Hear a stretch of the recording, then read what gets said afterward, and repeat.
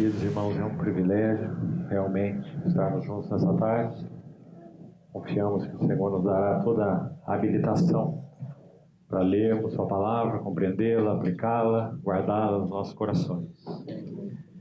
Vamos abrir então, inicialmente, nossas Bíblias na primeira epístola de Paulo aos Coríntios. 1 aos Coríntios, capítulo 3.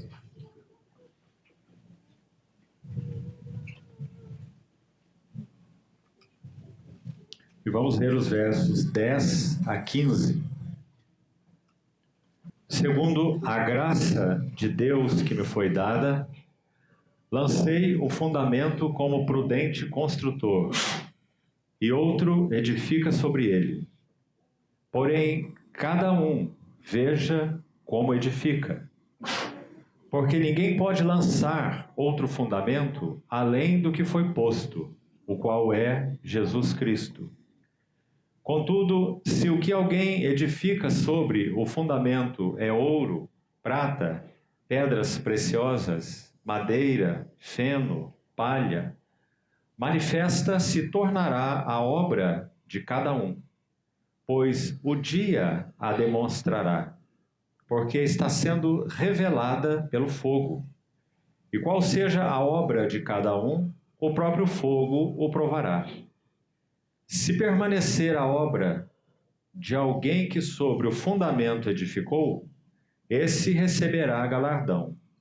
Se a obra de alguém se queimar, sofrerá ele dano, mas esse mesmo será salvo, todavia, como que através do fogo.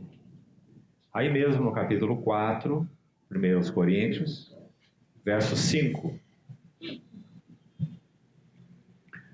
Portanto, nada julgueis antes de tempo, até que venha o Senhor, o qual não somente trará à plena luz as coisas ocultas das trevas, mas também manifestará os desígnios dos corações, e então cada um receberá o seu louvor da parte de Deus. Antes ainda que oremos, uma vez mais, note por favor nesses versículos. Inicialmente o verso 10 do capítulo 3, que lemos, conclui com essa frase: porém, cada um veja como edifica. Então temos aqui, façamos um grifo nessa expressão, cada um. Cada um veja como edifica. No versículo 13, a primeira frase, manifesta se tornará a obra de cada um. Novamente, coloquemos um grifo aí nesse cada um. Então, no verso 5 do capítulo 4, que também já lemos, a última frase diz: cada um receberá o seu louvor da parte de Deus. Mais uma vez, terceira vez, o grifo nessa expressão, cada um. Então temos, cada um veja como edifica, manifesta se tornará a obra de cada um, e cada um receberá o seu louvor da parte de Deus. Vamos orar.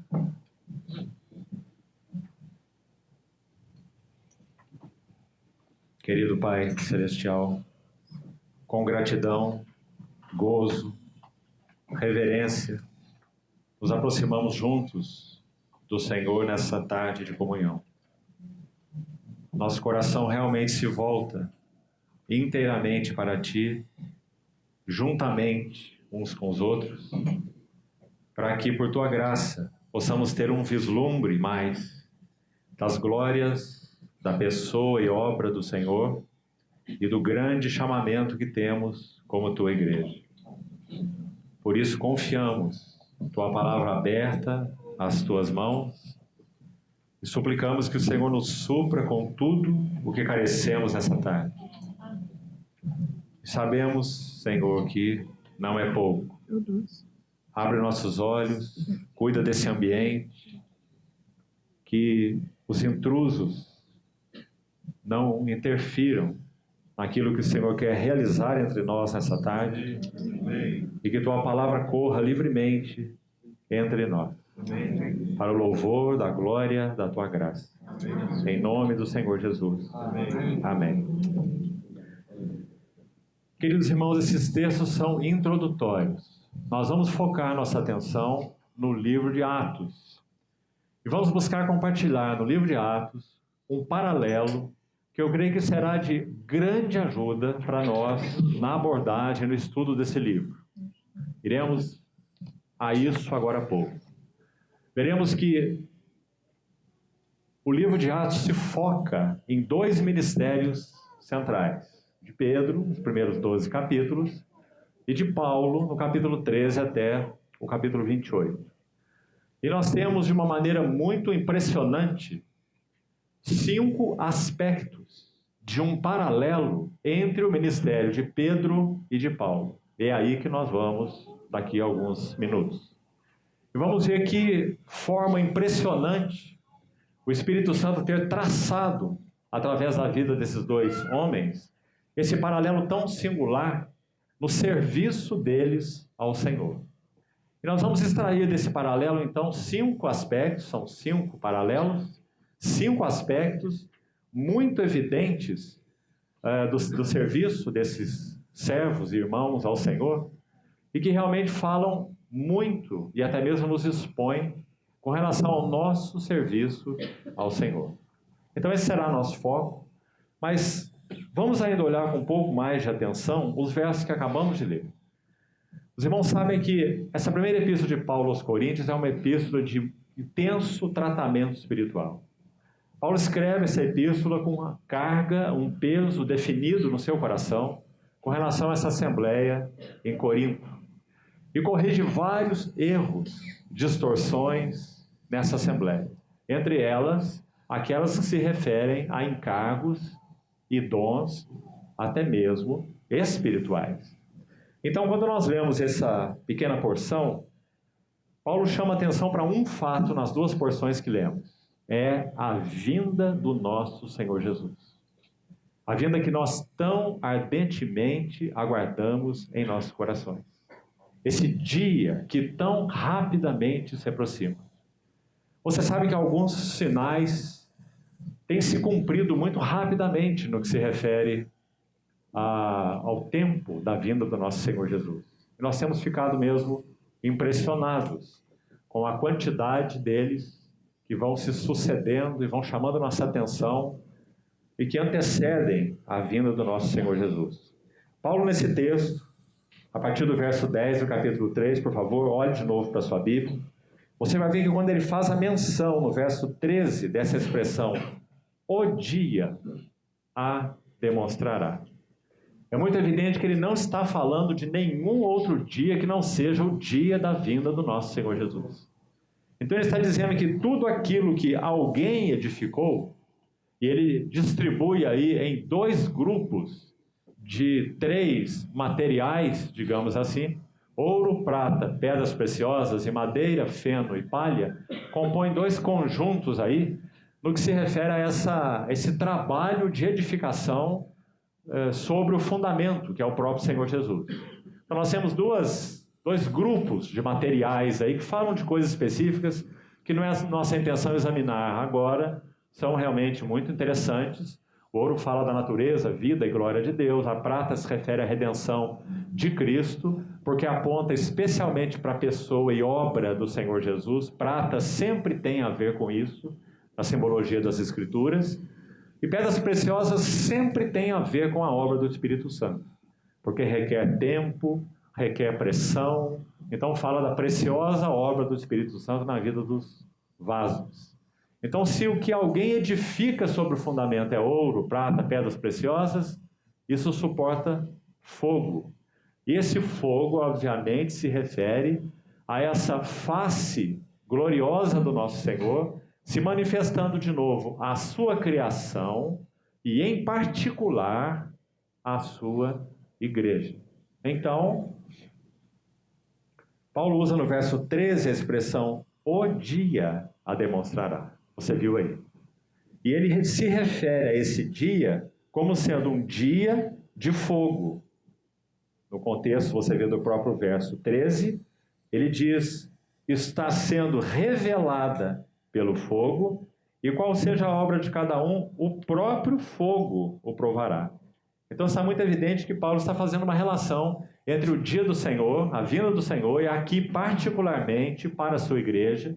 Nós entendemos pelas Escrituras que essa vinda do Senhor se divide, sem dúvida, em duas etapas. Uma tem a ver com o mundo e uma tem a ver com a igreja, né?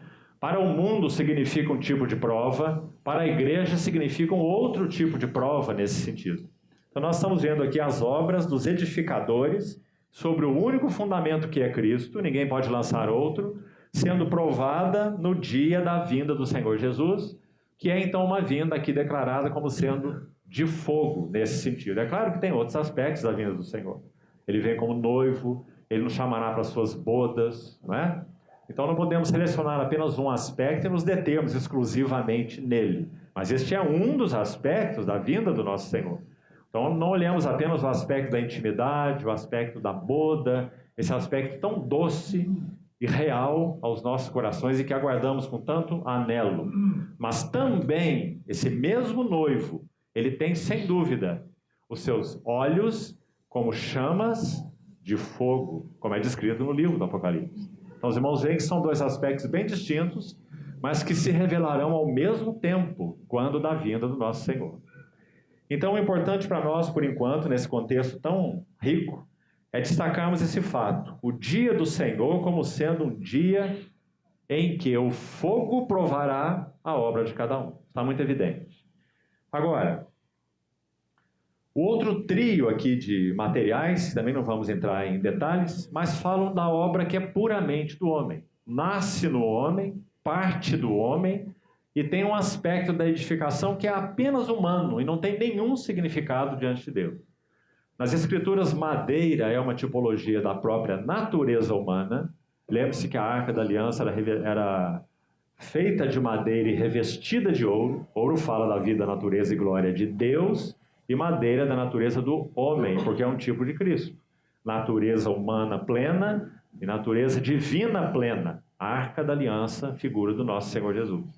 Então é dito aqui, madeira, que fala então da natureza humana, aquilo que é próprio do homem. Feno fala da glória do homem. E palha fala da obra do homem. Lembra de Êxodo 3, quando o faraó diz, retiremos a palha, para que então eles tenham que ir atrás dela e se ocupem com mais trabalho e não pensem em adorar, né?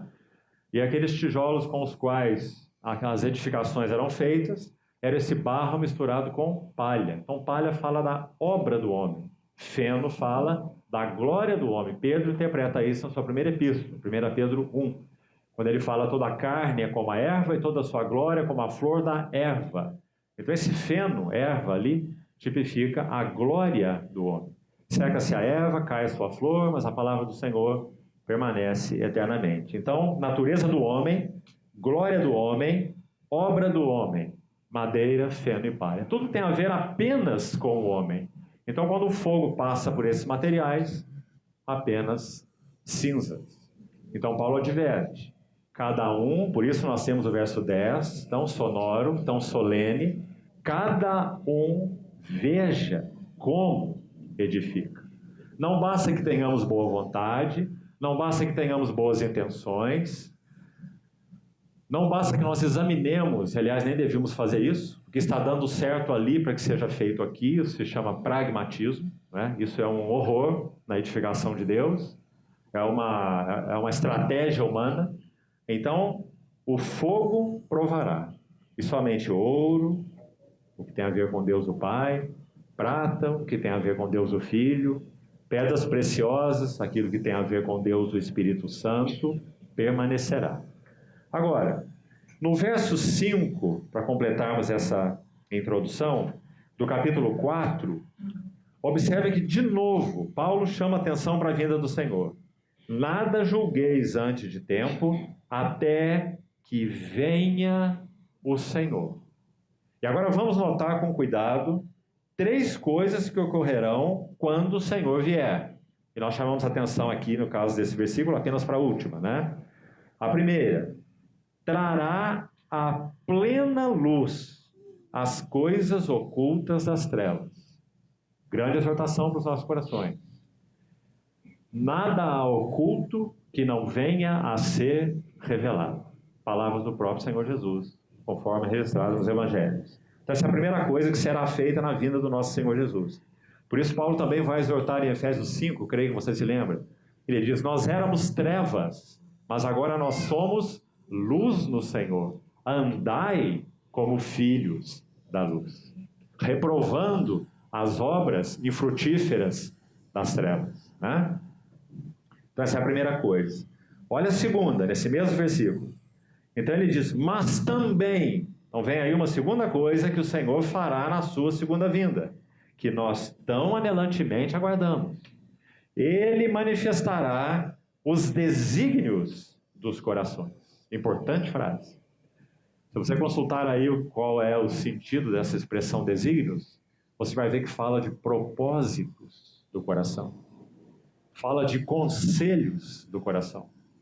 Isso nos faz lembrar Hebreus 4:12, não é?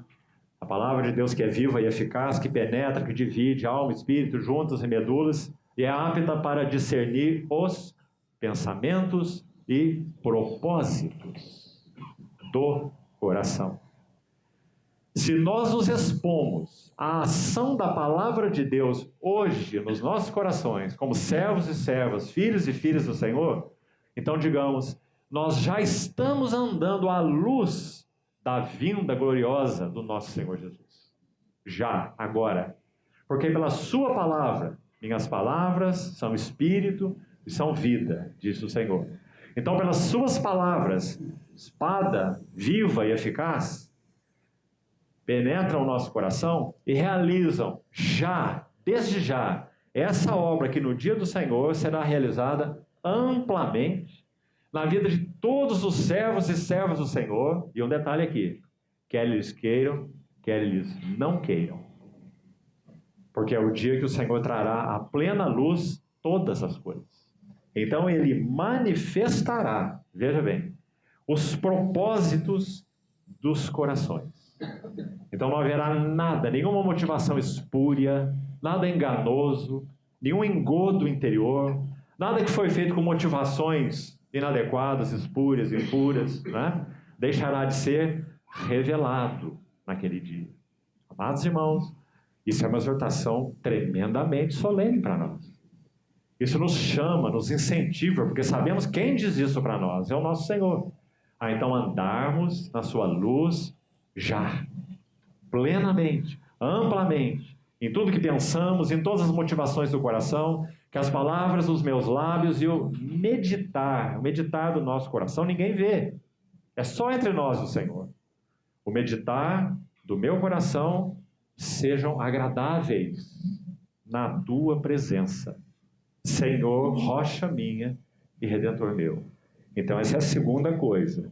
E a terceira coisa no versículo 5 ainda, é essa que chamamos a atenção em particular para o nosso encargo dessa tarde. Cada um, e você viu que é a terceira vez que destacamos a expressão cada um. Na verdade você tem uma quarta aqui no versículo 13 que passamos por cima dela porque no momento, né, não nos interessa aqui no nosso contexto, mas você vê que ele enfatiza o cada um 4 vezes, versos 10, 13, 2 vezes, depois no verso 5 do capítulo 4. Cada um receberá o seu louvor da parte de Deus. Cada um receberá seu louvor da parte de Deus. Paulo ensina isso na segunda epístola aos Coríntios, capítulo 5, se referindo ao tribunal de Cristo. E este ensino é aquele que se refere a galardões ou a recompensas. 2 Coríntios 5:10 ele diz, importa que todos nós, é uma palavra para a família de Deus, não é para o mundo, todos nós compareçamos perante o tribunal de Cristo, onde cada um receberá segundo o bem ou mal que tiver feito por meio do corpo. Outra exortação solene. Nós não só podemos, como devemos viver à luz do tribunal de Cristo hoje. Não é com medo. Se você ler aquele verso com cuidado, aquele contexto que eu já citei, 2 Coríntios 5, Paulo fala sobre tremor. Temor e tremor. Porque é isso que o Senhor fará na sua vinda. Porque é a vinda do Senhor da glória.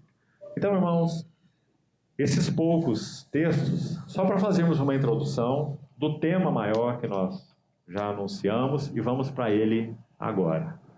Nós vamos buscar aprender de Pedro e de Paulo no livro de Atos. Sem dúvida, aí mesmo esse texto que eu já citei, 1 Coríntios 4, 1, se você observar lá, Paulo vai falar, se referir a ele e àqueles que serviam ao Senhor junto com ele como despenseiros. Então ele vai dizer que esses despenseiros, bonita a palavra que ele usa, no grego é oikonomos, fala de um administrador ou de um mordomo. Ele diz, importa que os homens nos considerem como ministros de Cristo e como despenseiros. 1 Coríntios 4, 1.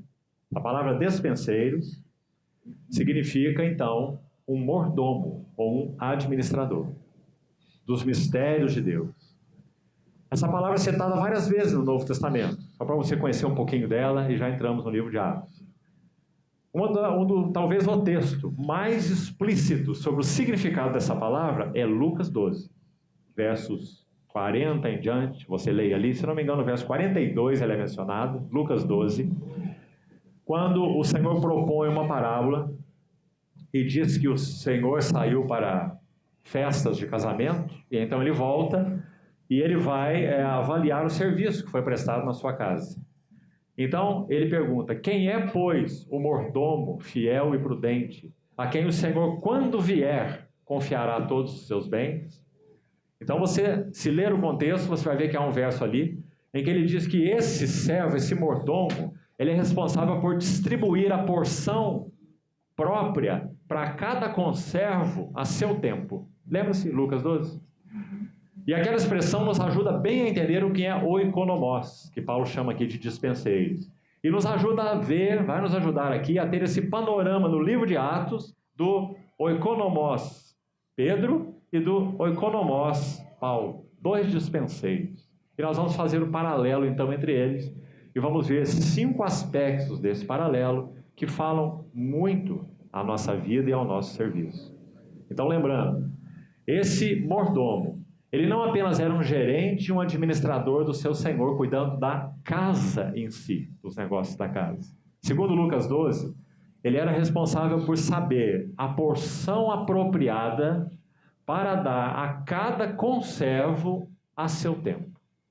Então ele era o responsável por alimentar da despensa do senhor, do patrão, ele alimentaria os conservos da casa, cada um no seu nível. Ele não daria o mesmo alimento para um mais velho, anciãozinho, do que para um adulto, do que para um jovem, e muito menos para uma criancinha. Então ele teria que distribuir o alimento para toda a casa, segundo a estatura e a necessidade de cada um dos conservos. Muito interessante. Então Paulo diz, importa que nós sejamos bons despenseiros. Pedro também usa essa expressão em 1 Pedro 4. Despenseiros da multiforme graça de Deus. Ele está usando a mesma palavra, oikonomos, esse mordomo, esse dispenseiro. Então vamos para o livro de Atos, já, e vamos ver quais são esses paralelos. 5 deles, quem sabe podemos tentar ver 2 na primeira sessão e 3 na segunda sessão. O Senhor nos capacite e nos ajude no entendimento desse assunto. Primeiro vamos para Atos capítulo 3, aí começamos. Vamos ler os versos de 1 a 8. Lembre-se então, Atos de 1 a 12, nós temos ênfase no ministério de Pedro. Atos 13 a 28, nós temos ênfase no ministério de Paulo. Sem dúvida, são as 2 grandes figuras do livro de Atos. 2 oikonomos, dispenseiros. O impressionante é o paralelo intenso que existe entre os serviços dos 2, que vamos começar a ver então agora. Primeiro vamos ver esse fato sobre Pedro, depois leiamos o fato sobre Paulo, paralelo, e vamos ver qual é a mensagem desse primeiro paralelo. Atos 3, então. Pedro e João subiam ao templo para a oração da hora nona. Era levado um homem coxo de nascença, o qual punham diariamente à porta do templo, chamada Formosa, para pedir esmola aos que entravam. Vendo ele a Pedro e João que iam entrar no templo, implorava que lhe dessem uma esmola. Pedro, fitando juntamente com João, disse: olha para nós. Ele os olhava atentamente, esperando receber alguma coisa. Pedro, porém, lhe disse: não possuo nem prata, nem ouro, mas o que tenho, isso te dou. Em nome de Jesus Cristo, o Nazareno, anda. E tomando-o pela mão direita, o levantou. Imediatamente os seus pés e artelhos se firmaram. De um salto se pôs em pé. Passou a andar e entrou com eles no templo, saltando e louvando a Deus. Viu todo o povo a andar e a louvar a Deus, e reconheceram ser ele o mesmo que os molava, assentado à porta formosa do templo. E se encheram de admiração e assombro por isso que lhe acontecera.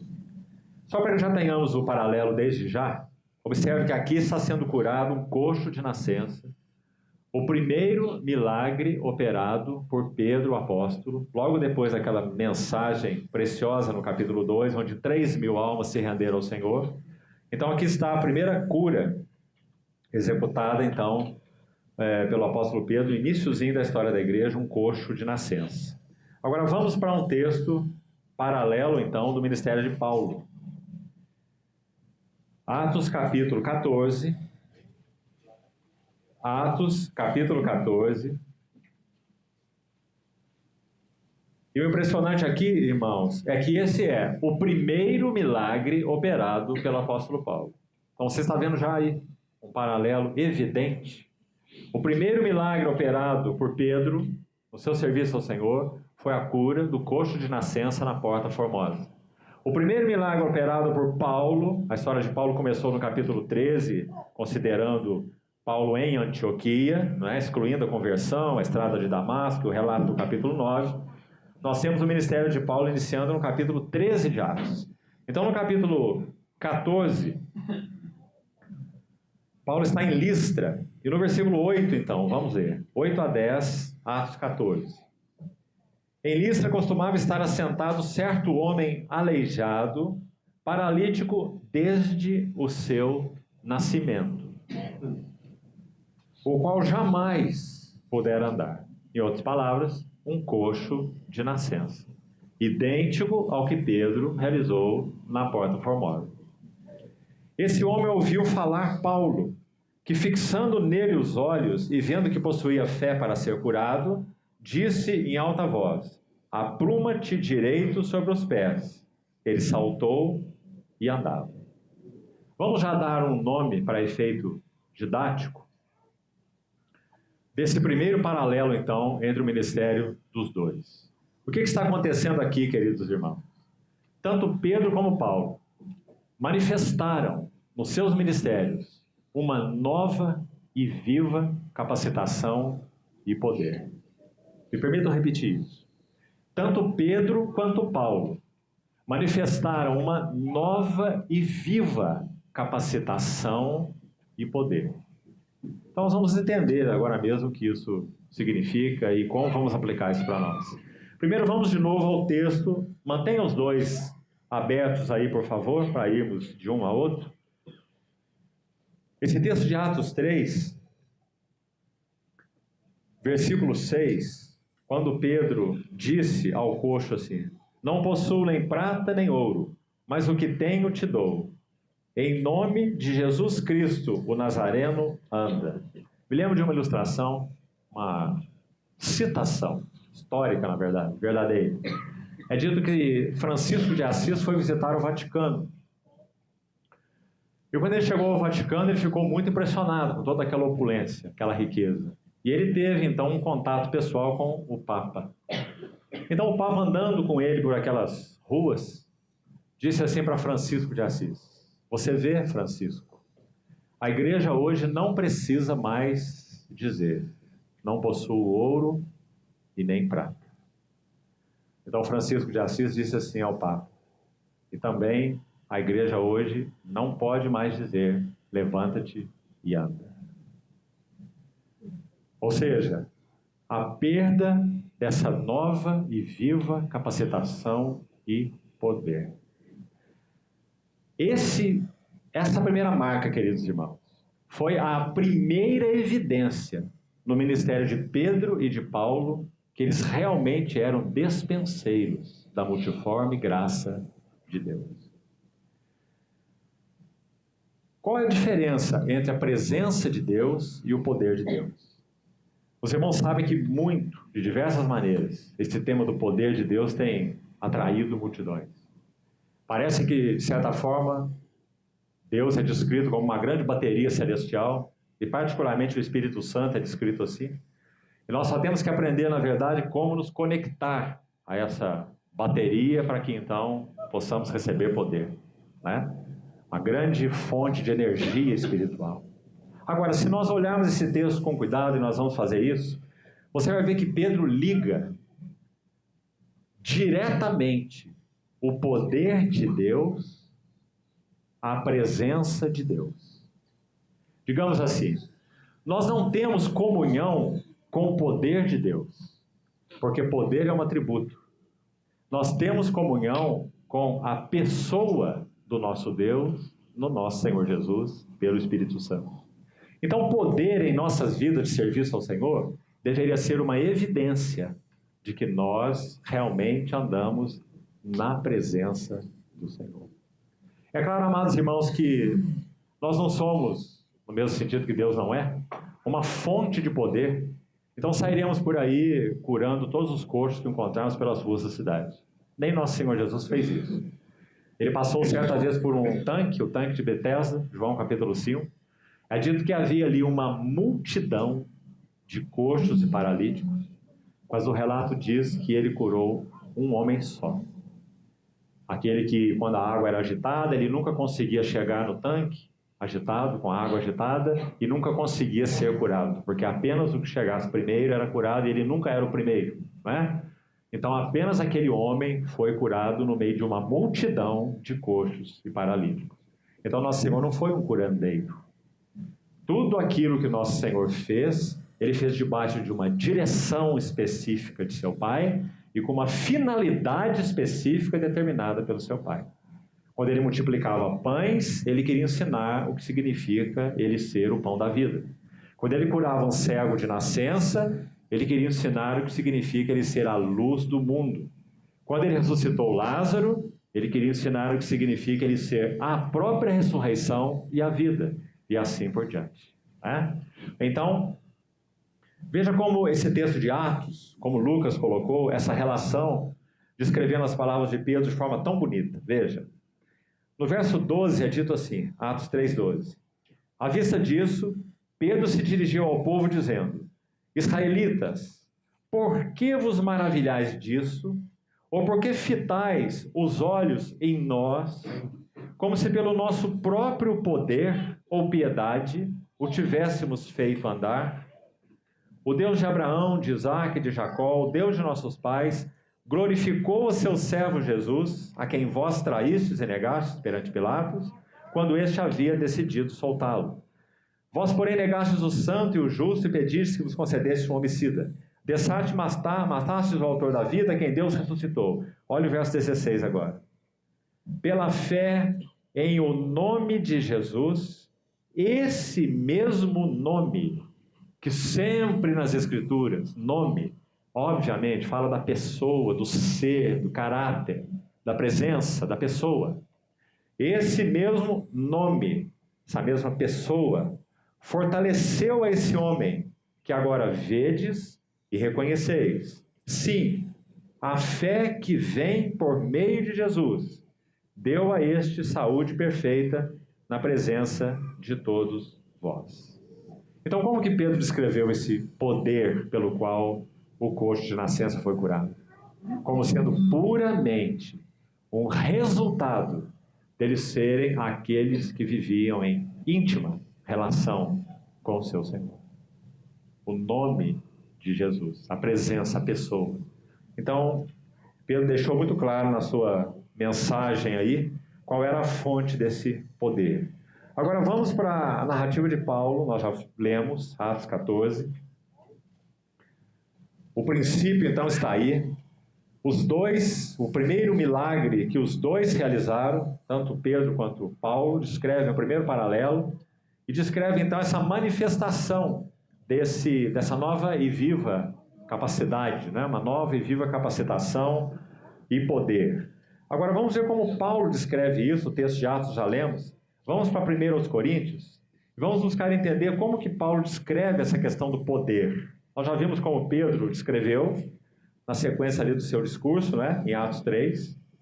Ele quis deixar muito claro que esse poder era puramente um resultado deles andarem com Jesus, o nome de Jesus.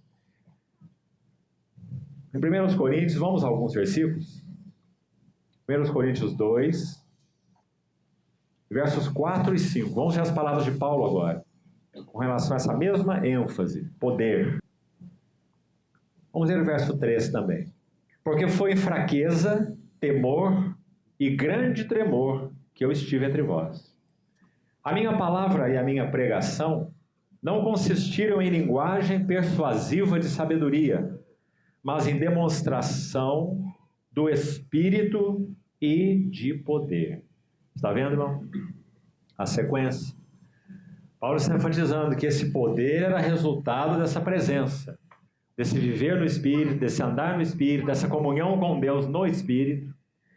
Então, no verso 5, ele diz: para que a vossa fé não se apoiasse em sabedoria humana, e sim no poder de Deus. Mais uma vez a ênfase no poder de Deus. Vamos ver alguns versos que vão lançar mais luz.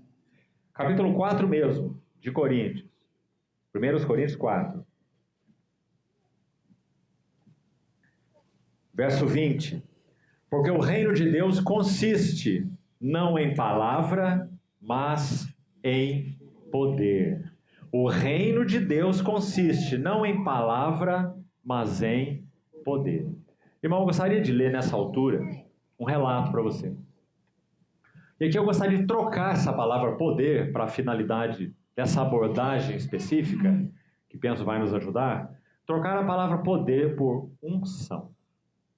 Me permitam fazer isso, porque significa exatamente a mesma coisa.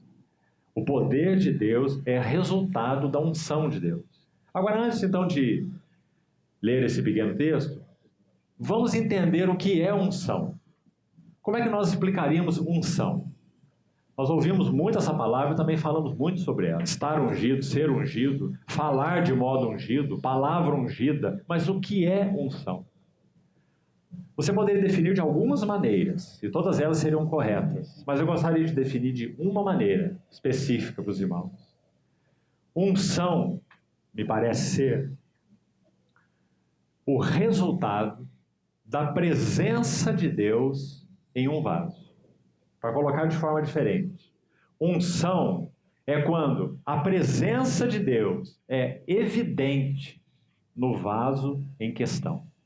Então não há nenhuma dúvida se há unção ou se não há unção, porque a presença de Deus atesta a respeito da unção.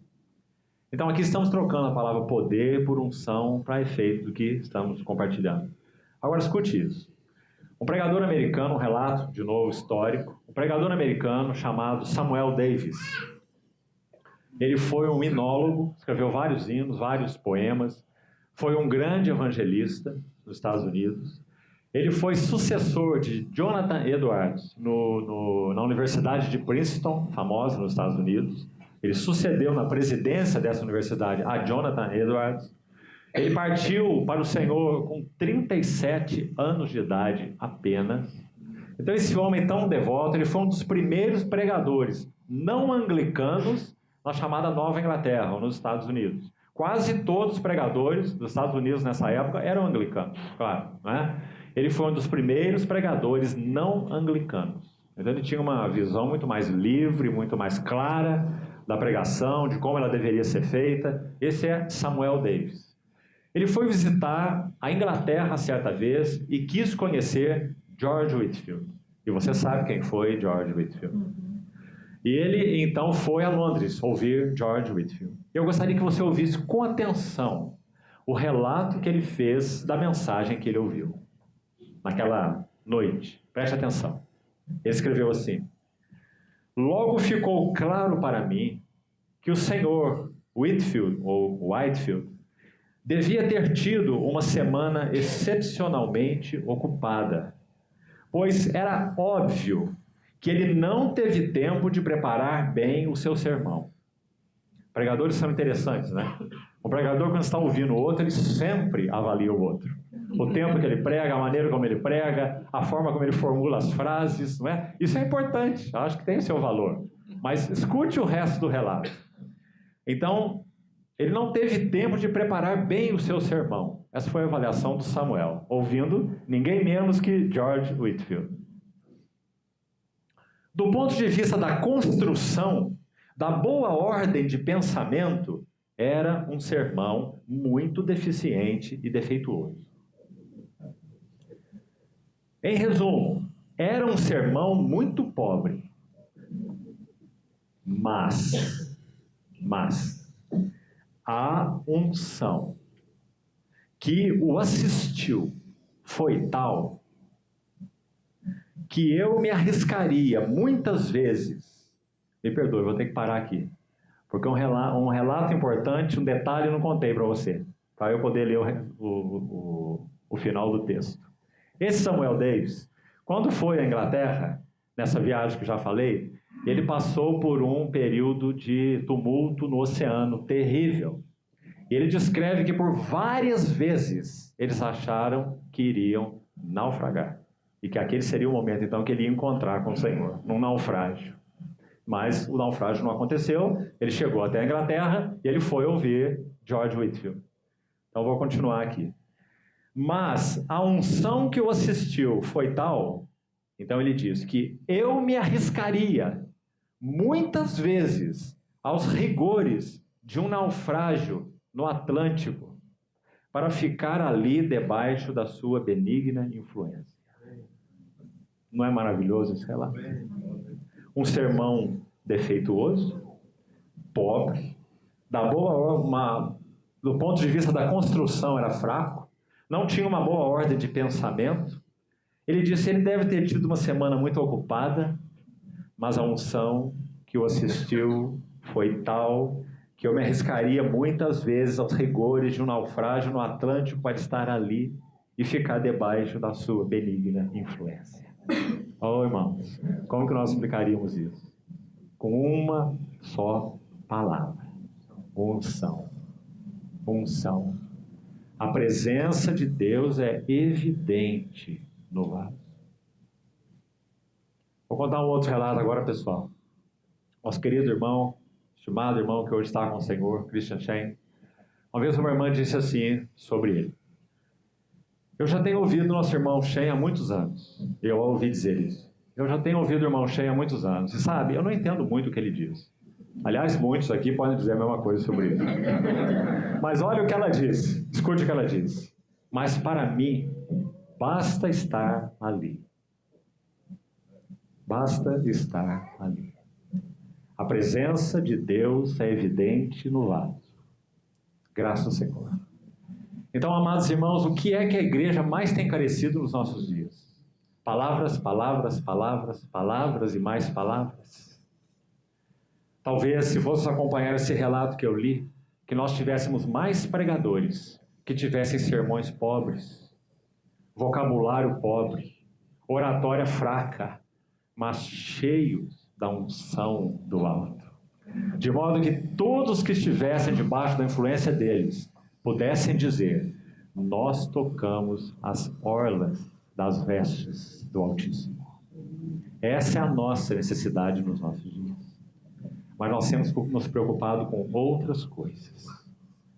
Tanto no aspecto aí do burilar da mensagem, quanto nos aspectos, digamos, doutrinários.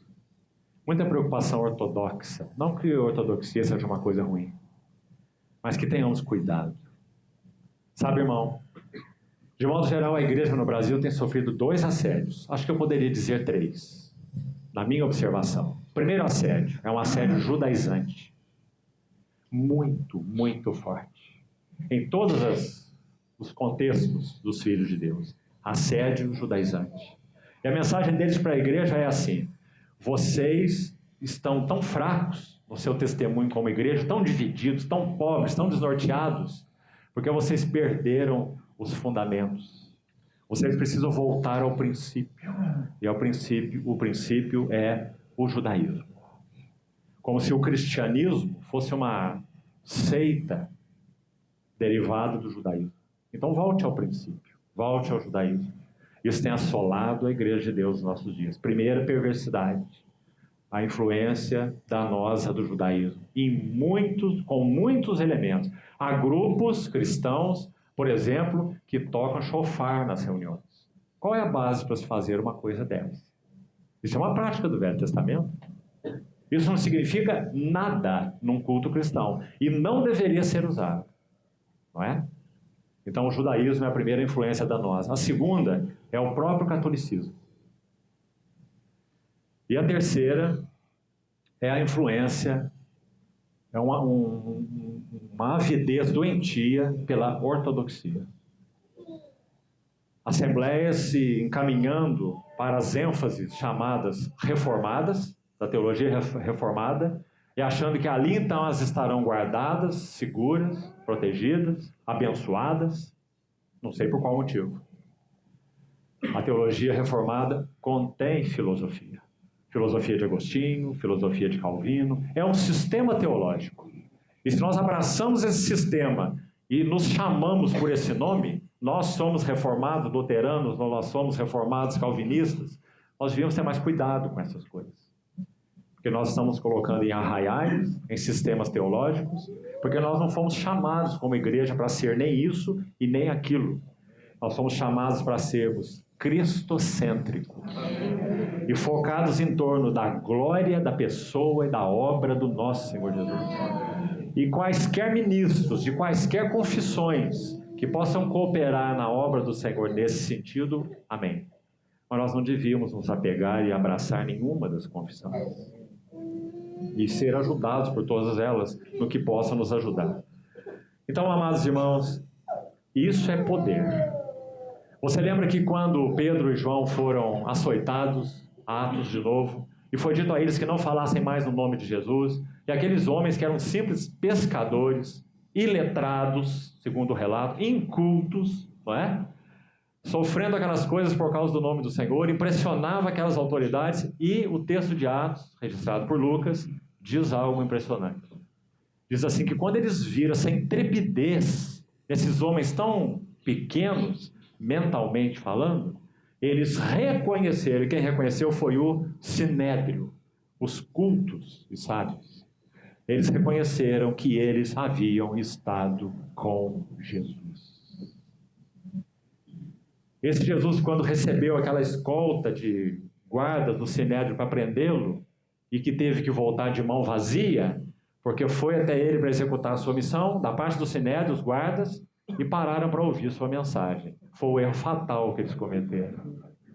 Quando pararam para ouvir a mensagem dele, né, imagine isso, a gente consegue imaginar a cena, não é? Os guardas lá, paramentados, peitinho estufado, vieram com uma missão, vamos levar o Jesus de Nazaré. E param para ouvi-lo. E voltam sem ele. E tem que justificar, para não serem mortos, né? Então o Sinédrio perguntou, onde está o homem? Como diz, o que é que vocês fizeram? Voltaram de mãos vazias?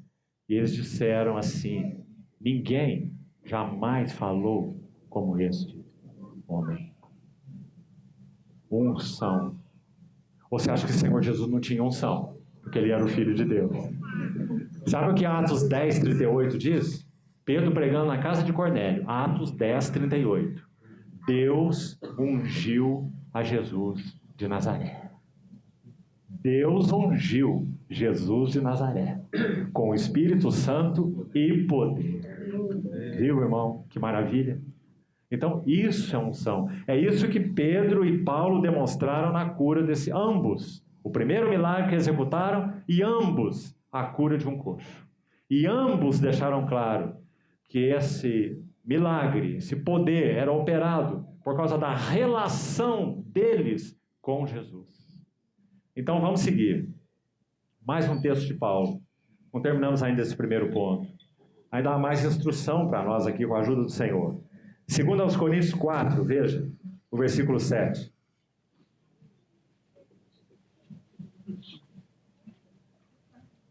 2 Coríntios 4, 7. Veja que lindo verso. Temos, porém, este tesouro. Qual é o tesouro? Temos que ir ao verso 6.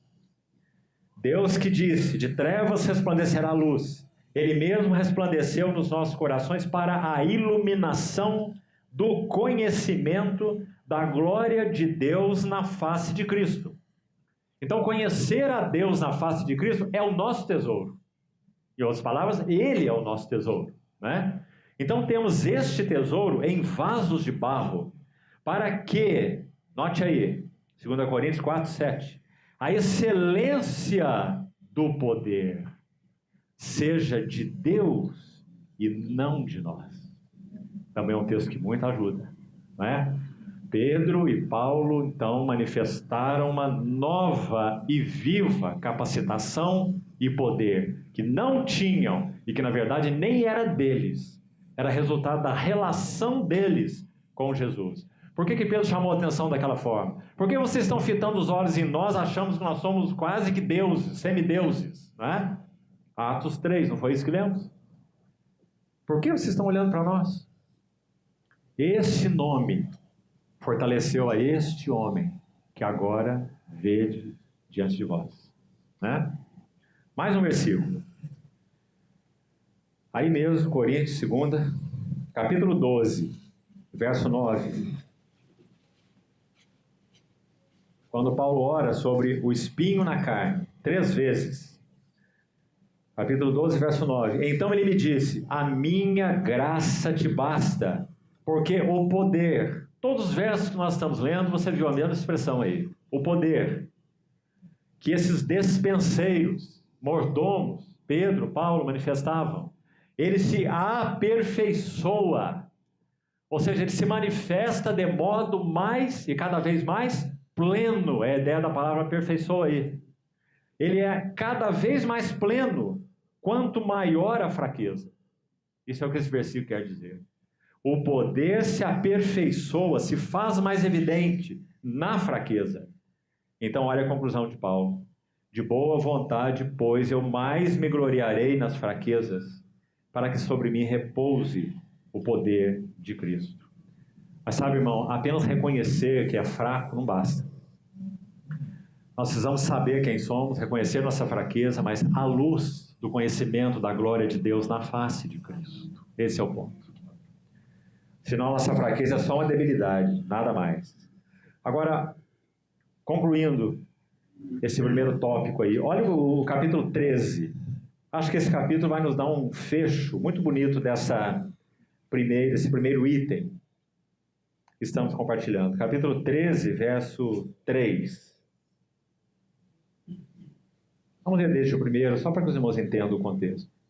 Essa é a terceira vez que vou ter convosco. Por boca de 2 ou 3 testemunhas, toda questão será decidida. Já o disse anteriormente e torno a dizer, como fiz quando estive presente pela segunda vez, mas agora estando ausente, o digo aos que outrora pecaram, e a todos os mais, que se outra vez for, não os pouparei. Posto que buscais, note aí, prova de que em mim Cristo fala. Olha a ousadia de Paulo. Em mim Cristo fala, o qual não é fraco para convosco, antes é poderoso em vós. Verso 4. Porque de fato foi crucificado em fraqueza, contudo vive pelo poder de Deus. Porque nós também somos fracos nele. Essa é uma linda expressão. Você vê, não é só fracos. Como se ser fraco bastasse, não é? Ser fraco e apenas ser fraco, como falei, é só debilidade, é só uma debilidade. A chave é, somos fracos nele, em união com ele. E o que mais diz? mas viveremos com Ele, somos fracos nele, mas viveremos com Ele para vós outros pelo poder de Deus. E aqui, amados irmãos, abra por favor comigo em Filipenses. Último texto dentro desse primeiro tópico. Olha como ele ilustra de maneira linda, podemos até dizer tocante, esse texto que acabamos de ler em Coríntios. Filipenses 1, vamos ler desde o verso 19. Filipenses 1, 19.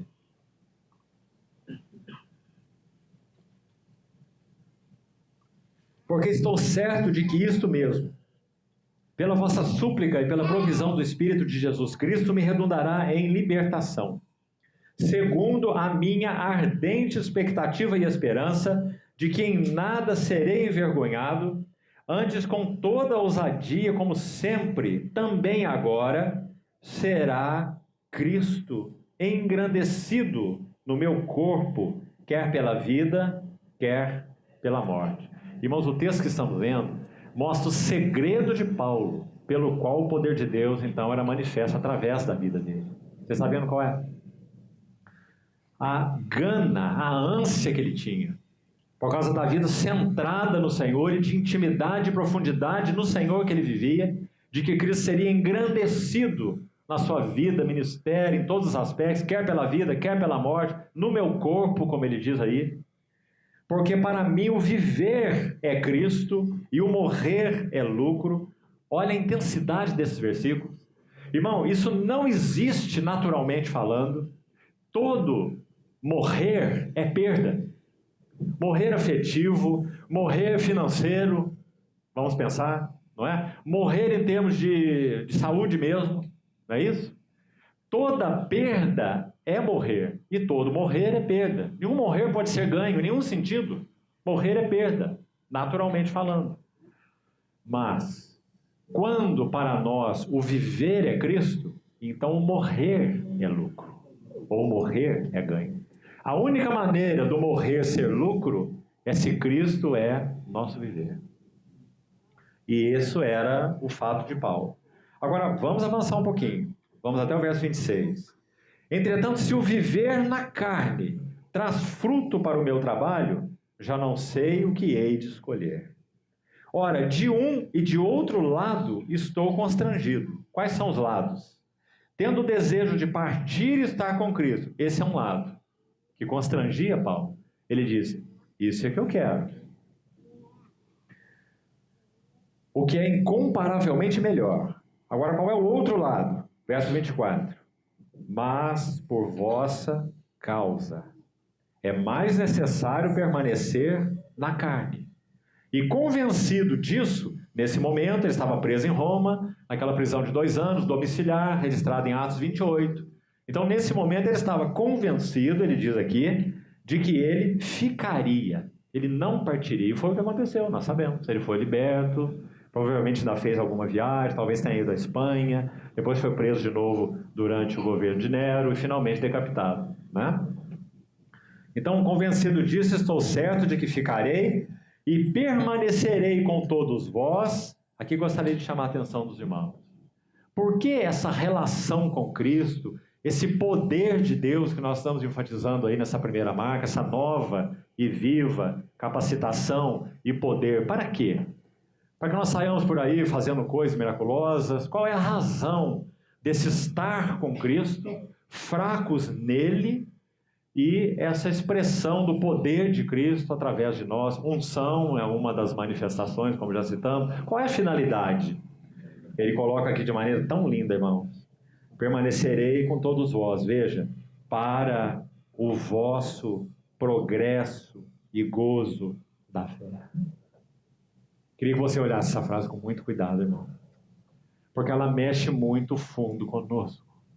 Todos nós somos filhos e filhas do nosso amado Senhor, nosso amado Pai em Cristo Jesus, todos nós. Qual é a finalidade de nossas vidas estarem sendo preservadas? Ou será que nós achamos que nossas vidas não estão sendo preservadas? Nós estamos vivendo porque nós viemos à existência e esse tempo vai se cumprir e um dia vai acabar, não é? Nós cristãos não cremos nisso, isso é quase um paganismo. Nós sabemos que cada um de nossos dias são determinados pelas mãos do único soberano. Agora, qual é a finalidade deles? Aí está. A finalidade é o vosso progresso e gozo da fé. Então, irmãos, não há nenhuma finalidade de vivermos, digamos, uma vida cristã para nós mesmos. A realidade e a beleza da nossa relação com Cristo, veja o texto que nós lemos sobre George Whitefield. A finalidade de nossas vidas serem preservadas e cuidadas pelo nosso bendito Senhor, amado Senhor, é, resumindo aí nessas palavras, o progresso e gozo na fé de outros. E esse outro, sem dúvida, começa dentro de nossa casa. Nossa esposa, nosso marido, nossos filhos, nossos irmãos em Cristo. Nossas vidas não têm outro propósito. Essas coisas que nos agarramos tanto, profissão, trabalho, como que a Bíblia as vê? Não são maldições, não.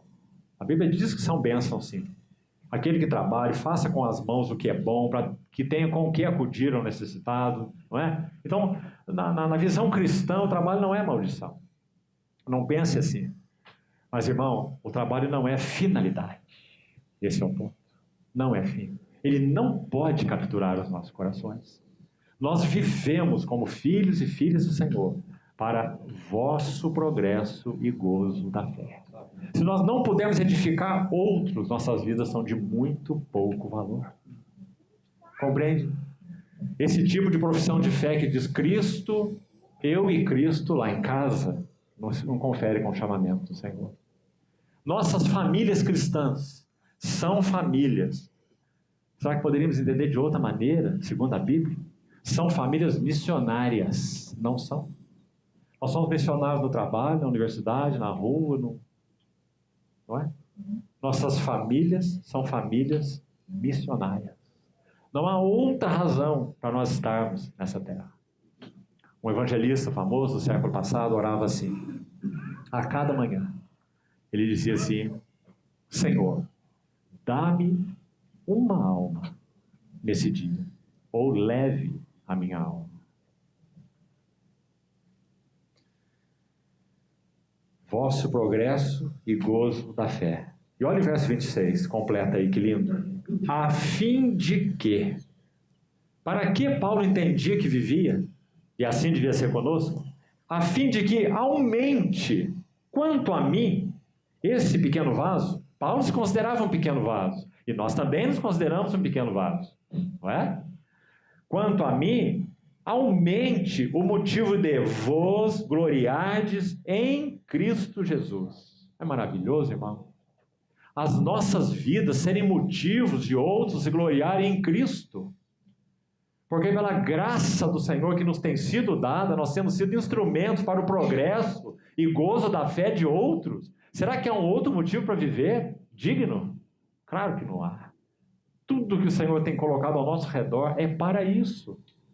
Sustento, o agasalho, a saúde, o alimento diário, casa, ambientes, não é? Tem cuidado de nós com esse único propósito, não há outro.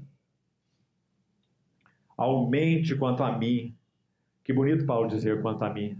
Como ele tinha uma visão adequada sobre ele, irmão. Paulo nos impressiona tanto.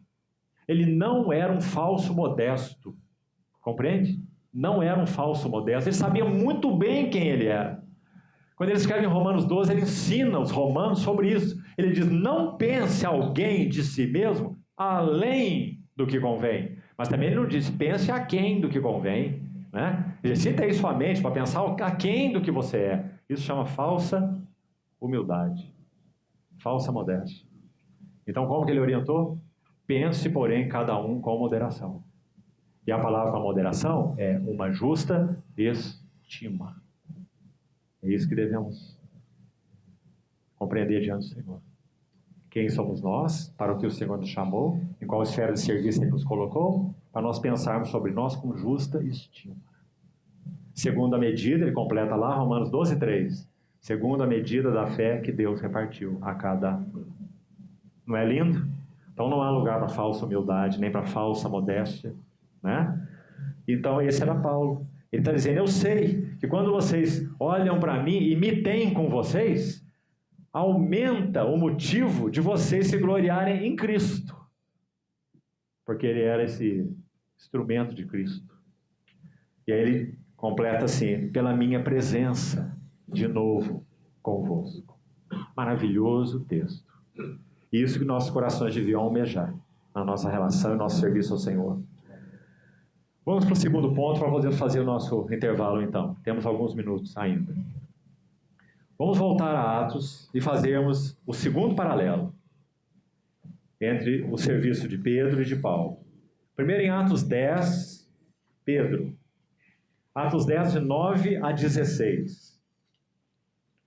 Vamos ver o que está acontecendo aqui com os dois, Pedro e Paulo. Pedro em Atos 10 e Paulo em Atos 22. Então, Atos 10 diz assim, verso 9. No dia seguinte, indo eles de caminho e estando já perto da cidade, subiu Pedro ao eirado por volta da hora sexta a fim de orar. Estando com fome, hora sexta então é a hora do almoço, né? Meio-dia. Estando com fome, quis comer. Mas enquanto lhe prepararam a comida, sobreveio-lhe um êxtase.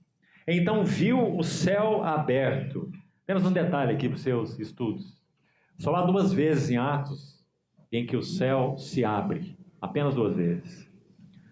A primeira vez está em Atos 7, quando o céu se abre para receber Estevão.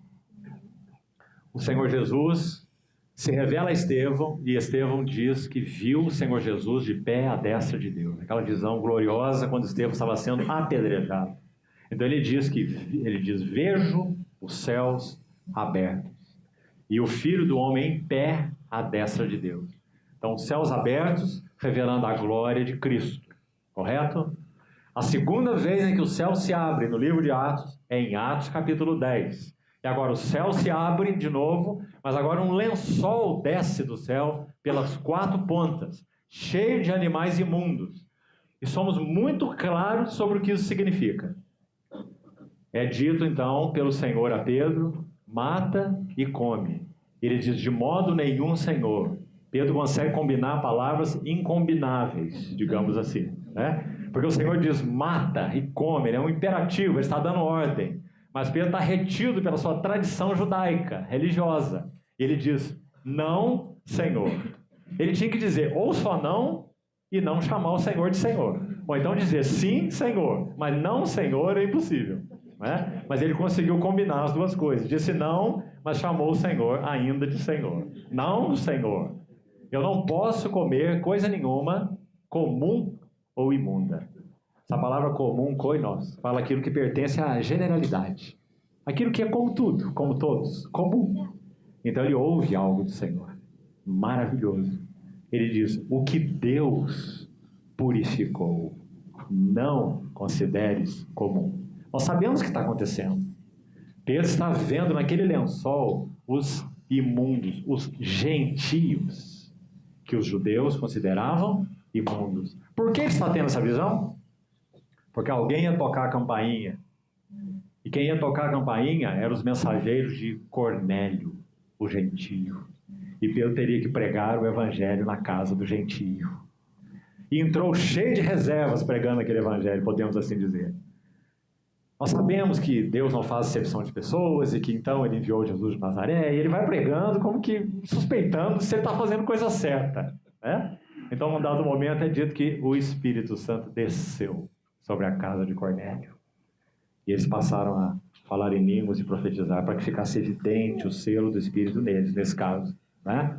Então Pedro reconheceu que aos gentios foi oferecida a graça do Evangelho e da salvação. Então, os céus abertos, e digamos, Pedro viu a igreja. Cristo no capítulo 7, a igreja no capítulo 10. Cristo e a igreja.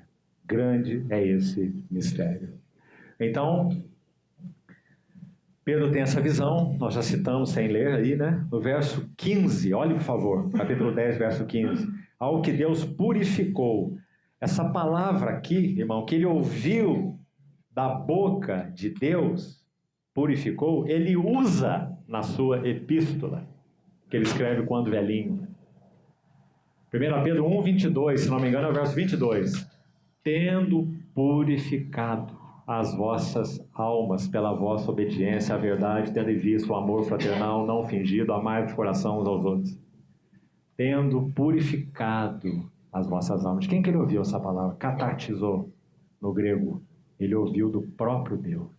Esses gentios, Pedro, não são imundos, não são comuns, porque eu os purifiquei. Então, essa foi a experiência de Pedro aqui, nesse terraço, em Jope. Vamos para a experiência de Paulo. Depois vamos ver qual é o princípio aí, qual é a lição. Qual é o paralelo entre os dois. Atos 22. Atos 22. Aqui, irmãos, Paulo está dando um testemunho em pé na escada, em Jerusalém, testemunhando ao povo. Ele ia ser recolhido à fortaleza, ia ser preso, então ele teve a oportunidade de dar esse testemunho, de falar. Porque é dito no capítulo 22, para você entender, no início: irmãos e pais, agora ouvi a minha defesa perante vós. Quando ouviram que eles falavam em língua hebraica, guardaram ainda maior silêncio. Porque ele está falando com judeus em Jerusalém, se impressionaram que ele estivesse falando em hebraico, não sabiam quem era ele, né? Então ele começou a falar com eles em hebraico, eles ficaram mais impactados de ouvir na própria língua, né? Esse homem que eles acharam que era um qualquer aí. Então Paulo vai dar seu testemunho em Atos 22, maravilhoso capítulo. Então vamos ler para compreendermos um pouquinho do contexto. Verso 15, o que ele diz? Então veja, ele está em pé numa escada, quando ele seria recolhido à fortaleza. Porque terás de ser sua testemunha diante de todos os homens das coisas que tem visto e ouvido. Ele está se referindo às palavras de Ananias quando o batizou, foi enviado a ele. E agora, por que te demoras? Verso 16, Atos 22. Levanta-te, recebe o batismo, lava os teus pecados, invocando o nome dele. Tendo eu voltado para Jerusalém, olhe, enquanto orava no templo, sobreveio-me um êxtase. Viu? Acabamos de ler isso em Jope, na história de Pedro. Pedro orando, hora sexta, teve um êxtase e teve aquela visão do lençol, os gentios. E pôde ouvir o Senhor, aí está a ênfase. Ele ouviu o Senhor naquela visão do lençol que descia do céu. E o que o Senhor disse a ele: mata e come. E também, ao que Deus purificou, não consideres comum. Então Pedro ouviu o Senhor. E agora Paulo, escrevendo: voltei para Jerusalém, enquanto eu orava no templo, sobreveio-me um êxtase, e vi aquele que falava comigo. Então daí de novo, Paulo ouvindo o Senhor, um êxtase, como Pedro, e também como Pedro, Paulo ouvindo o Senhor. E o que o Senhor dizia a ele? Apressa-te e sai logo de Jerusalém, porque não receberão teu testemunho a meu respeito. Eu disse: Senhor. Aí está Paulo fazendo a mesma coisa que Pedro, resistindo ao que o Senhor lhe orientou. Eles bem sabem que eu encerrava em prisão e nas sinagogas açoitava os que criam em ti. Como se ele dissesse: Senhor, eu acho que eu vou ser mais aceito ainda, porque eles sabem que eu era o perseguidor. E agora eu vou falar para eles que eu sou o perseguido, que o Senhor me alcançou, não é? Tentando convencer o Senhor que esse seria o caminho melhor, né? Então o verso 20 é dito: quando se derramava o sangue de Estevão, Paulo continua falando, tua testemunha, uma linda frase, Estevão, a tua testemunha, Saulo estava lá, né? Eu também estava presente, consentia nisso e até guardei as vestes do que o matavam. Mas ele me disse, o Senhor é tão paciente, né? Ele ouviu o palavrão de Paulo aí e terminou, quando Paulo ficou quieto, então o Senhor disse assim: vai, porque eu te enviarei para longe, aos gentios. Não é um paralelo imenso? Os dois estão orando, os dois têm um êxtase, o Senhor fala com os dois, e o Senhor envia os dois para os gentios. Não é? Você vê, segundo paralelo. Agora, qual é a lição nesse paralelo? Que o Senhor nos ajude nesse segundo tópico também, amados irmãos. Eles desenvolveram os dois mordomos, dispenseiros, Pedro e Paulo, desenvolveram uma nova capacidade de ouvir o Senhor. Uma nova capacidade de ouvir o Senhor. Irmão, todo ministério, serviço, é consequência de ouvir o Senhor. Deixe-me encerrar esse tópico citando um exemplo, os irmãos. Levítico 8 descreve um animal chamado carneiro da consagração. Eu acho aquele capítulo tão lindo, todas as vezes que leio, porque imagina um carneiro, o que ele tem de diferente dos outros carneiros? Ele podia ser só um carneiro comedor de grama, como todos os outros. Mas ali ele foi selecionado para ser uma oferta ao Senhor na cerimônia de consagração do sacerdote. Ele recebeu esse nome, concedeu para ele a mais alta honra. Agora ele é o carneiro da consagração. E agora ele seria imolado, Levítico 8. Parte daquele sangue seria recolhido numa bacia, e aí algo seria executado naquela cerimônia, veja, de consagração. Consagração. Então o que é consagração? Consagração para o serviço do Senhor, consagração ao Senhor. Aquele sangue seria aplicado no sacerdote e nos seus filhos em uma ordem. Primeiro na sua orelha, depois na sua mão e depois nos seus pés. Você se lembra do relato? Então é dito que o sangue seria aplicado no lóbulo da orelha direita, no polegar da mão direita e no polegar do pé direito, não é? E o restante do sangue seria derramado sobre o altar. A figura é maravilhosa. Vamos buscar interpretá-la. O que está acontecendo ali é o seguinte: quando o animal é morto, uma vida foi encerrada.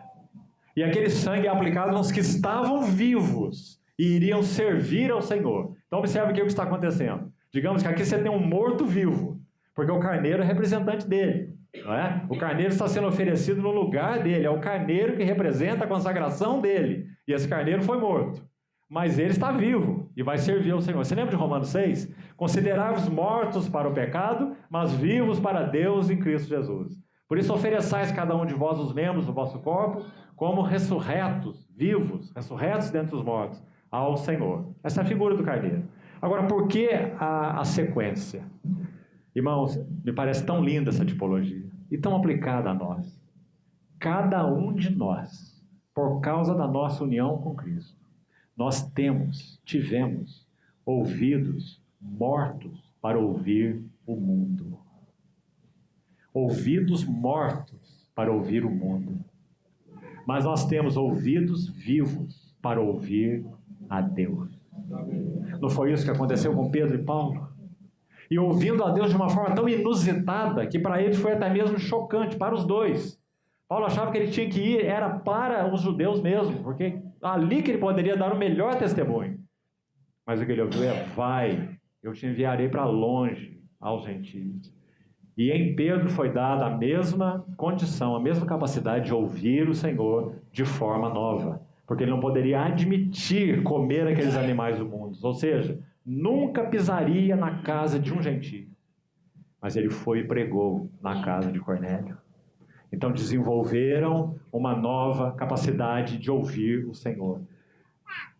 Muitas nuances há dessa verdade para que o Senhor fale no nosso coração. Nós somos muito retidos por muitas coisas. Somos muito retidos por muitos conceitos e preconceitos. Somos muito retidos por muitas tradições. Quando os discípulos viram nosso Senhor Jesus conversando com uma mulher samaritana, você sabe que eles acharam um tanto estranho. Meio do dia, essa mulher veio buscar água aqui porque é uma proscrita, não é? No horário que as outras não vêm, no porzinho do sol, não é isso? Porque é uma mulher um tanto complicada na sua vida íntima, não é? E o Senhor está sentado no poço conversando com essa mulher e dizendo que ele tem uma comida para comer que eles não conhecem. E essa comida consiste em fazer a vontade do Pai que o enviou, não é? Que maravilha, irmãos. Imagine se o nosso Senhor, o Jesus de Nazaré, homem, fosse retido pelas tradições dos anciãos, dos religiosos, dos escribas, dos fariseus. O Senhor andou na contramão de todas elas. Esse foi um dos motivos de sua vida ser tão maravilhosa. O santo de Deus nesse mundo, contra todas as tradições dos homens, não é? Então eles desenvolveram uma capacidade nova de ouvir o Senhor. Vamos seguir com a figura do carneiro para concluirmos aqui. O sangue aplicado na mão, fala do que, irmão? Sempre mão fala de obras, não é? Então, o sangue aplicado no polegar, na mão direita, significa nós, todos nós, tivemos as nossas mãos mortas para as obras do mundo. Obras do mundo não são mais nossa história. Mas esse é apenas o lado negativo. Nós tivemos as nossas mãos vivas ou vivificadas, ressurretas, para as obras de Deus. Esse é o nosso mais alto privilégio, amados irmãos. Nossas mãos foram capacitadas para as obras de Deus, porque elas foram mortas para as obras do mundo. É o que nós fazíamos antes. E finalmente os pés. Nossos pés estão mortos para os caminhos do mundo. E nossos pés estão vivos para os caminhos de Deus. Você se lembra aquela oração do Salmo 139? Sonda-me, ó Deus, e conhece o meu coração. Prova-me e conhece os meus pensamentos. Vê se há em mim algum caminho mau e guia-me pelo caminho eterno. É uma oração do salmista pedindo companheirismo com Deus nos seus caminhos. Então, amados irmãos, Levítico 8, carneiro da consagração. Lucas 8, 2 capítulos 8. Lucas 8 também contém uma maravilhosa mensagem sobre ouvir o Senhor. Quero ser rápido sobre ela para encerrar. Você faça seu estudo pessoal. Nosso Senhor ali enuncia a parábola do semeador, também descrita em Mateus e em Marcos. Só em Lucas você vai encontrar uma palavra interessante. É o termo retém. Quando aquela semente, a boa semente, depois você localize lá no capítulo 8 de Lucas. Você quer fazer isso? Vamos lá então. Lucas 8, verso 15. Lucas 8, 15. Aqui caiu na boa terra são os que, tendo ouvido de bom e reto coração, retém a palavra. Está vendo aí? Retém. Essa é a palavra na tradução revista atualizada. Você pode ter outra aí na sua versão. Mas o que importa é que essa palavra, na língua original, tem um sentido muito específico. Ela fala de checagem do curso, veja, curso, progresso e velocidade de um navio. Não é impressionante? A semente que cai na boa terra são aqueles que ouvem de bom e reto coração e retêm a palavra. Então o que eles estão fazendo?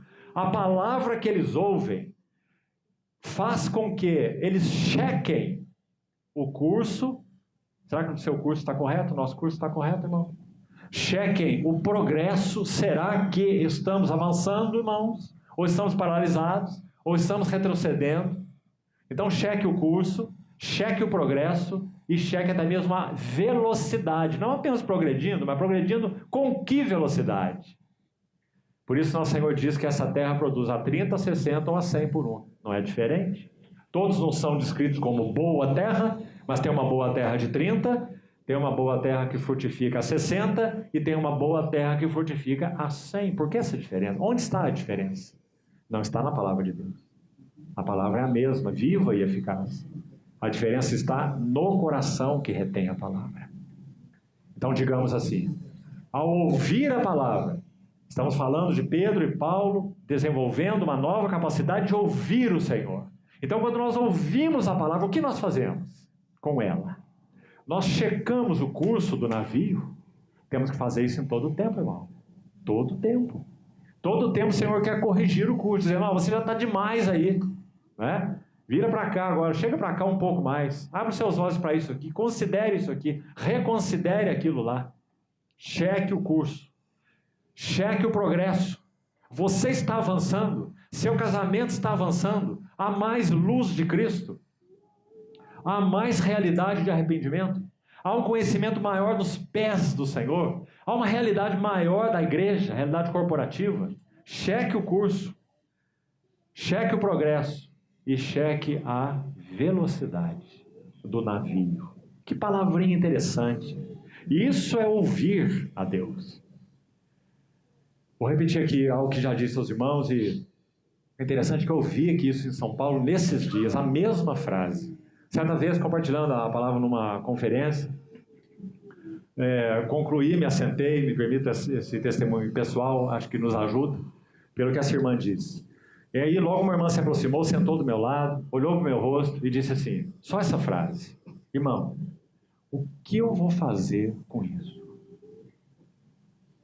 Você compreendeu a frase? Ela não precisava dizer mais nenhuma palavra. Porque, amados irmãos, que privilégio nós temos quando somos expostos à palavra de Deus, e ela faz isso que nós acabamos de citar aqui em Lucas 8 com essa palavra retém. Ela checa o curso. E ao nosso coração, de alguma maneira, o Senhor ministra, dizendo, você não está andando da maneira adequada. Eu tenho falado e refalado a você e você não tem me ouvido. Sua vida está aqui ou ali paralisada, não tem havido progresso. Então, realmente, essa pergunta é uma santa pergunta, que todos nós, de uma forma ou de outra, com uma intensidade ou outra, devíamos fazer quando ouvimos o Senhor. Senhor, o que eu faço com isso? Me ajuda, me ensina, me conduz a arrependimento onde preciso, me ajuda a lembrar de onde eu caí, para que hoje as coisas estejam assim. Lembra-te, pois, de onde caíste, arrepende-te e volta, diz o Senhor. Não é? Então, amados irmãos, aí terminamos nosso segundo tópico. Todos nós, como esses dois dispenseiros preciosos, Pedro e Paulo, tiveram desenvolvidas neles, uma nova faculdade de ouvir ao Senhor. Sabe por que muitas vezes nossas orações são tão pobres? Porque elas começam com falar, elas não começam com ouvir. E o primeiro ato da oração não é falar. O primeiro ato da oração é ouvir. Se formos falar, qual é a nossa primeira palavra? Devia ser a de Samuel. Fala, Senhor, teu servo ouve, para que então possamos orar. Mas nós fazemos as nossas orações um palavrório, não é? Porque, amados irmãos, sejamos honestos. Nós vemos Deus como meio da nossa subsistência.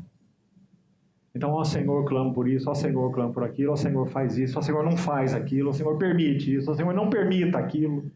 Não é? E assim são a maioria das nossas orações. Não é? Então aí está a segunda chave desses ministérios tão frutíferos. Pedro e Paulo desenvolveram uma nova faculdade de ouvir o Senhor. Quando nós ouvimos o Senhor, irmão, tudo se encaixa. Vós não saireis apressadamente, e nem vos ireis fugindo. Isaías 52, 12. Mas o Senhor irá adiante de vós, e o Deus de Israel será a vossa retaguarda. A pergunta de Jeremias 2. Onde está o Senhor? Talvez seja, sem dúvida, uma das perguntas mais importantes da Bíblia. Quando Jeremias reprovou aquele povo que estava desviando-se do Senhor, na idolatria, Jeremias 2, 5, ele reprova particularmente os sacerdotes. Em nome de Deus, porque ele fala em nome do Senhor, como que o Senhor falando pela boca de Jeremias. Ele diz assim, vós, sacerdotes, não perguntaram, onde está o Senhor? Será que temos feito essa pergunta, irmão? Nas nossas reuniões, onde está o Senhor? Nos cânticos que cantamos, onde está o Senhor? Na palavra que ouvimos, onde está o Senhor? Ou será que há algo mais que nos interessa nas palavras que ouvimos? História, literatura, poesia, arquitetura, o que nos interessa? Retórica, oratória? Onde está o Senhor? É a grande pergunta. Sparks dizia assim, o verdadeiro teste de toda a obra de Deus é quanto de Cristo há. Quanto de Cristo há. Não é quantos homens há, quanta habilidade há, quanta cultura há, quanto conhecimento há, mas quanto de Cristo há. Esse é o único teste. Então, irmãos, que o Senhor nos ajude também a desenvolvermos essa faculdade de ouvir o Senhor. Ainda há mais 3 paralelos impressionantes nesse livro de Atos. Vamos deixar para examiná-los, então, na próxima sessão. Vamos orar para concluirmos esse período. Senhor, encomendamos as Tuas mãos, a Tua bendita palavra, e pedimos ao Senhor que não permita que elas fiquem vagando em nossas mentes, mas que o Senhor mesmo, por Tua graça, as aplique em nosso coração e nos ajude a retê-las, para que nossas vidas sejam realmente checadas diante de Ti, Senhor. Obrigado porque o Senhor sempre mantém a porta do arrependimento aberta e queremos, Senhor, sempre entrar por ela, para que encontremos o Senhor quantas vezes for necessário. Não permaneçamos em erros, em extravios, em obstinação. Ó Senhor, obrigado pelo Seu falar e pelo Seu refalar. Ajuda-nos, Senhor. Dá-nos suporte. Queremos avançar contigo para o louvor da glória da Tua graça. Em nome de Jesus, oramos. Amém.